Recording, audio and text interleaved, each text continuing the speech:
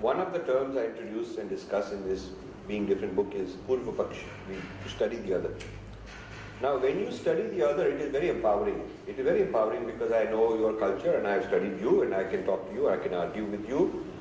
Now, we had this tradition of Purva Paksha, which I think was, its effect was creating self-confidence, because if you have done Purva Paksha of the other, you've done a comparative analysis of the other, you studied the other so well that you know him as well as he knows himself, and you can argue back. So once you've done the Purva Paksha, you can do the Uttar Paksha, which is response on your own terms. Then it also gives you a confidence.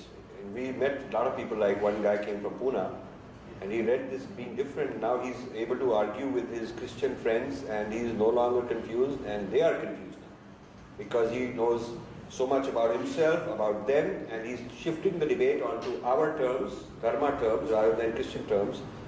Since he was born, raised, his family, friends, a lot of them are Christians, and he's almost converted. But now he's talking in a new vocabulary, a new kind of sense of empowerment.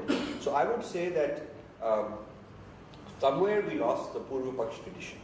When the people were arguing, Mimamsa, Buddhism, and Advaita Vedanta, Vishishta Advaita Vedanta, Advaita Vedanta, all these different schools and thoughts were arguing with each other. This Bheda Vedanta and this Sankhya, there's so many schools, they're all arguing with each other. They were involved in Purva Paksha, they understood each other very well. There's a Jain scholar, Haribhadra, 7th century or so, who does a compilation of all the systems of thought from his point of view. Very interesting that this system of Purva Paksha has been around for a long time. So there was confidence. So when you came across a person from another point of view, you were not afraid of him. You already knew him. Part of your education is you knew him. But somehow, I don't know why, I haven't understood why it happened. When the Muslims came, there was no big Purva Paksha of Islam. When the Christians came, there was no big, place. I would have thought that the Shankara Math would have said, now we were doing Purva Paksha with Buddhists, now we got to do Purva Paksha with Christianity. And then when the Enlightenment, European Enlightenment and so on came, then they should have said, we'll now do Purva Paksha on that. It turns out that China, the Chinese, emperors, since very long time, for hundreds of years, have had a project to translate every major European thinker into Mandarin and teach it. So they're doing Purva Paksha. So when Hegel comes along, Mandarin people have a response. When the next guy comes along, they have a response. But somehow, when Indology started, as a Western European, as a European studying us, they started a Purva Paksha of us. And nobody here gave a response. Nobody here is bothered to say, okay, you are trying to comment this on us. They would get defensive, but there's nobody here saying, I'll give a comparison between Hegel and Friedrich Schlegel. Or I'll give I'll write a critique between Protestantism and Catholicism. Or I'll write a critique on Darwin. No Hindu, Buddhist response to Western thought. So if you are the target of me studying you all the time, and you're not studying me, then over a period of time, any time we have a debate or discussion and comparing things, it will have to be on my terms, because I know me and you also. I have a framework that can show both of us. You have a framework that doesn't include me, you can't talk about it. So this means that the inter-civilizational discussion moved over to the Western frame of reference. Loss of language. Loss of language. As you explained in Non-Translatable. Yeah. So one of the chapters is called Non-Translatable, Sanskrit Non-Translatable. I have a whole chapter called that. That certain words in Sanskrit are not translatable.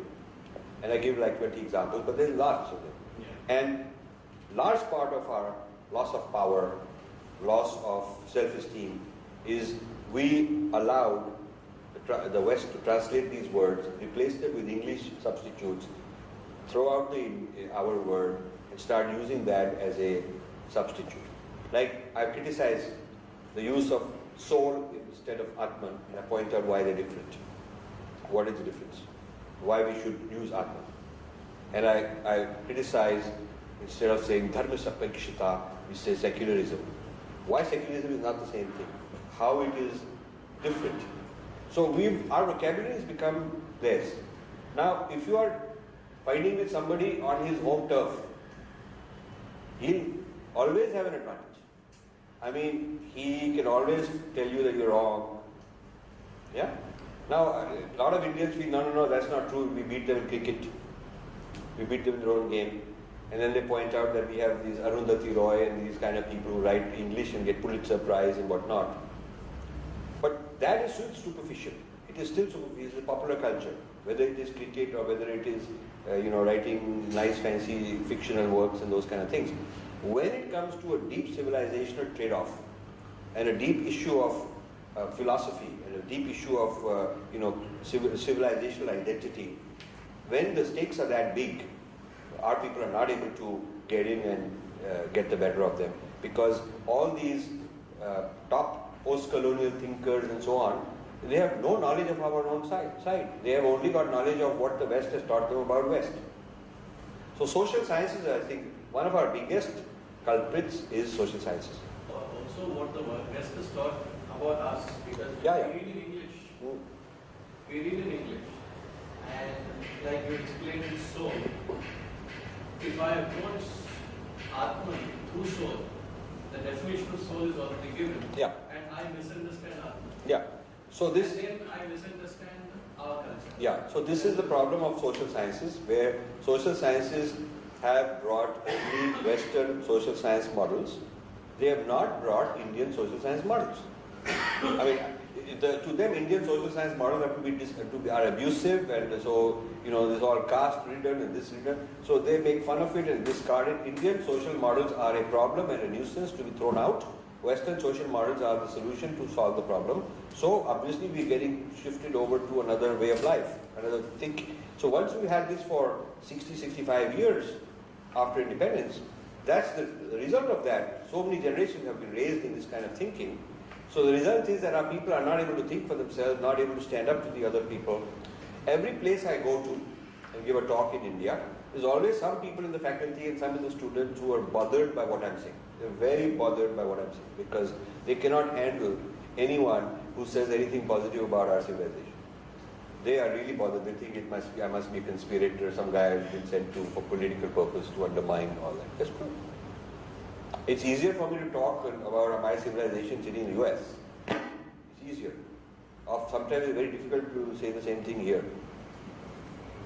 And something I'm saying very ordinarily everywhere, sometimes people come to me afterwards and say, hey, you really said that, you must be very courageous.